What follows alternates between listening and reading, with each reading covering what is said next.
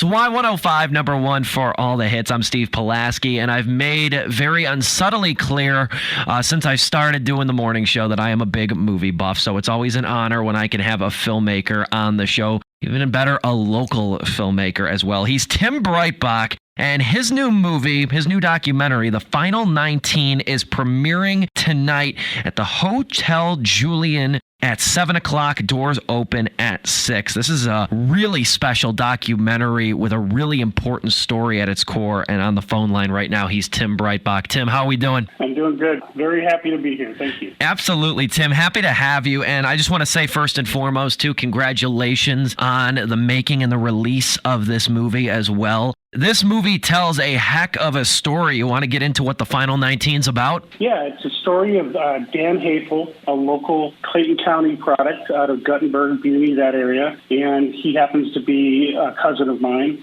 And he enlisted in 1969 and was shot down out of an airplane and captured by the Viet Cong and spent 1,143 days in prison camp. And it was the story of story around Dubuque-area. There was a constant 24-hour vigil. It's just like, so we take you into the camps, into Vietnam, into what Dan felt like, what he was going through. But also we tell the side-by-side story of what it was like for the family at home, because it's that family that kept him going. It's this region of the country that kept him going to make sure that he had the fortitude to make it home. This is a harrowing story just from the very sounds of it. I'm sure you're no stranger to war documentaries, as am I too, but it's when you see really the impact that something like this has on the family. I mean, that makes it all the more real, I think. Oh, yeah. I mean, I have to say Dan's brothers and sisters and nieces, their role, as well as Dan's wife Sue and his son Jesse, the way they talk about him and the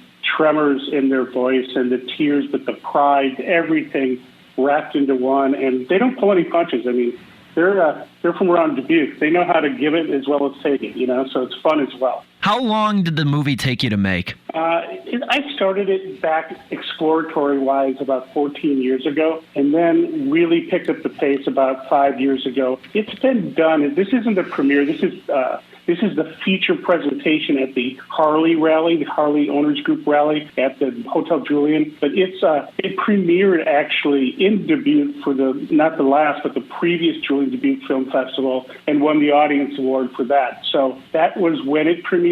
So that was in 2020. 14 years in the making, though. I mean, there had to be a ton of research to go into this and such. So you also have going to be available these commemorative hats over at the Hotel Julian for the premiere tonight. Talk about those a little bit. I'm interested. Movies cost a lot of money, and I self-produced it, and so proceeds would go to Dan himself, and also to the closing costs of this film, which are pretty significant. And so they're a hat that Dan spent, like I said, 1,143 days in captivity. And we have a hat for every single day, so it has a very specific date on it. And you can pick the date you want on your hat, and it'll be custom made and delivered to you. Like, for instance, I put my birthday. I got one for my father-in-law, and I put the date he came home from Vietnam. Just a lot of different kind of stuff.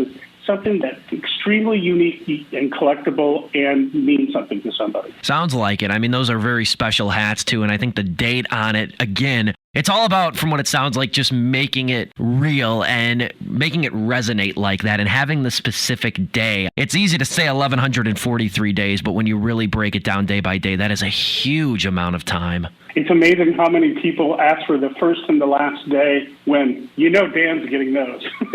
Exactly, right? Yeah, if anything, he needs the first and last day.